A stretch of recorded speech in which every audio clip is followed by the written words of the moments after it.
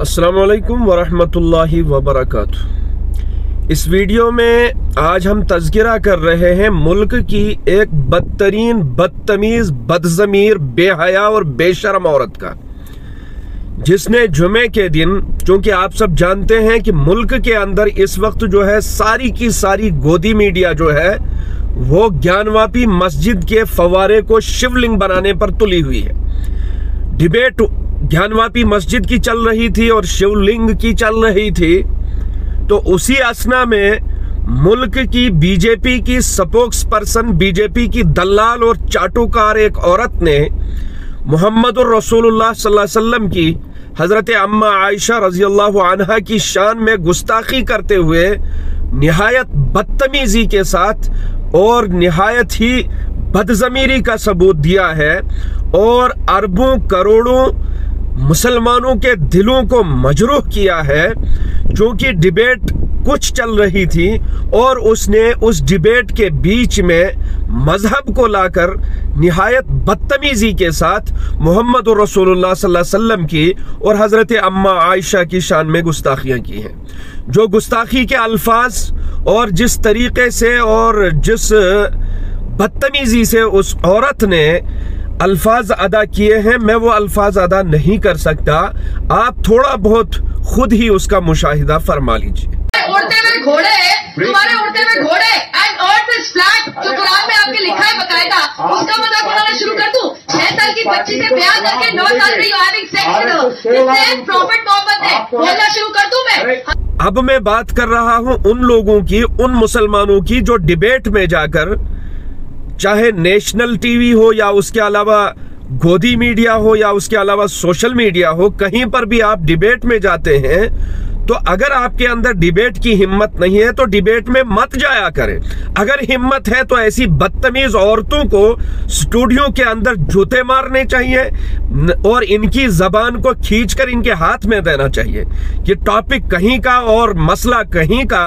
और खास तौर पर मुसलमानों के मजहबी रहनुमा, मुसलमानों के दिलों की धड़कन, मुसलमानों के जिस्मों और रूहों की धड़कन इमामुल अंबिया हजरत जनाब मोहम्मद रसूलुल्लाह सल्लल्लाहु अलैहि वसल्लम और आपकी आल को निशाना बनाने का जो मसला चला आ रहा है कई सालों से, तो जानबूझकर ये साजिशें करना, जानबूझकर इस तरह के अल्फाज अदा करके मुसलमानों के दिलों को मजरूह करना और ऐसी इल्ज़ाम तराशियां, ये मुसलमान कभी भी बर्दाश्त नहीं कर सकता।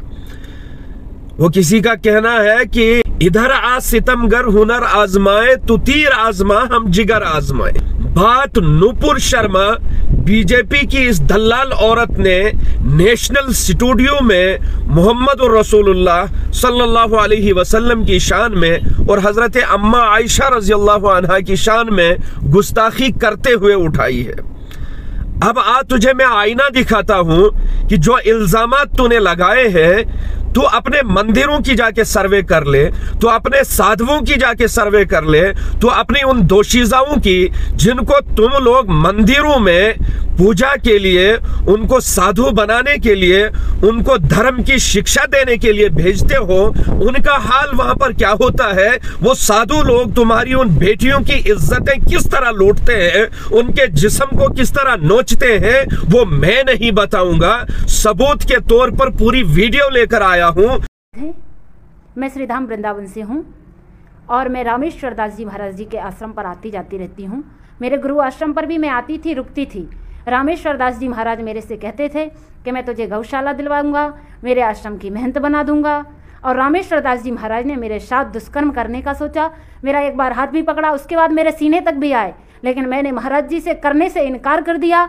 तो महाराज जी ने मेरे से कहा कि तू तेरे गुरु के साथ लांचार लगा दे तो मैं तुझे पिपली नाका वाला आश्रम, अंगारेश्वर महादेव वाला आश्रम दोनों दिलवा दूंगा। तो मैंने इस बात से भी इनकार कर दिया। तो महाराज ने मुझे लालच में लेकर के मेरे से बोले कि चलो गौशाला दिखा लाते हैं तुम्हें ना तुम्हारे गुरुजी को। और हमको उससे पहले महाराज जी ने हलवा खिलाया। हलवे में क्या खिलाया पता नहीं चला हमारे लिए, हम दोनों को बिल्कुल होश नहीं रहा। दवाओं को बुलाइए, दवाओं को हमने कभी फोन लगाया, बताइए आप। एक ज्ञान में मैं खिला लिया। ओके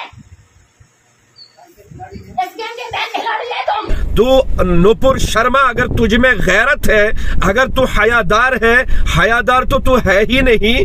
मैं तो लानत करता हूं उस माँ बाप पर जिस माँ बाप की तो औलाद है, कि जिसकी ऐसी बदतरीन औलाद हो कि जो किसी रिलीजन का पास न करे और रिलीजन वालों की अजमत वाली शख्सियतों का पास न करे, वो औलाद जो है गैरतमंद और सही हो ही नहीं सकती। इसलिए दूसरों की तरफ उंगलियां उठाने से पहले, दूसरों के मजाहिब पर उंगलियां उठाने से पहले, दूसरों के घरों में झांकने से पहले अपने आप में झांका करो कि तुम कितने बदबूदार हो, तुम्हारे गिरेबान से कितनी बदबू आती है, तुम्हारे घर में क्या हो रहा है, तुम्हारे जो है मंदिरों में क्या हो रहा है, तुम्हारे साधु लोग क्या कर रहे हैं, तुम्हारी दोशीज़ाओं की इज्जतें किस तरह लूटते हैं। तुम उन चीजों की तरफ निगाह करके पहले, अगर तुझे हिम्मत है, तू इख्तिदार में है, बीजेपी की स्पोक्स पर्सन है, पहले अगर इख्तिदार में होते हुए तुझे चलता है, तू जाके उन दोशीज़ाओं की, अपनी उन हिंदू बेटियों की जाके तू इज्जत बचा ले, फिर आके तू डिबेट कर लेना मोहम्मद रसूलुल्लाह की इज्जत पर, हजरत अम्मा आयशा की इज्जत पर। उनकी इज्जतों की हिफाजत हमेशा अल्लाह ने की है, मोहम्मद रसूलुल्लाह की रफ़अत की हिफाजत अल्लाह ने की है। तुम जैसे तलवे चाटने वाले, अफसोस मुझे उन लोगों पर है जो तुम्हारे सामने डिबेट कर रहे हो। डिबेट करने के लिए स्टूडियो में बगैर चप्पल और जूतों के आते हैं कि ऐसी औरतें, बेलगाम औरतें, बदजमीर मर्द हों या औरतें हों, जो सियासत का टॉपिक लाकर उसमें रिलीजन को लाएं और रिलीजन वालों की तौहीन करें, और रिलीजन का उनको पास वो लिहाज भी ना हो, रिलीजन का उनके पास कोई अजमत भी ना हो।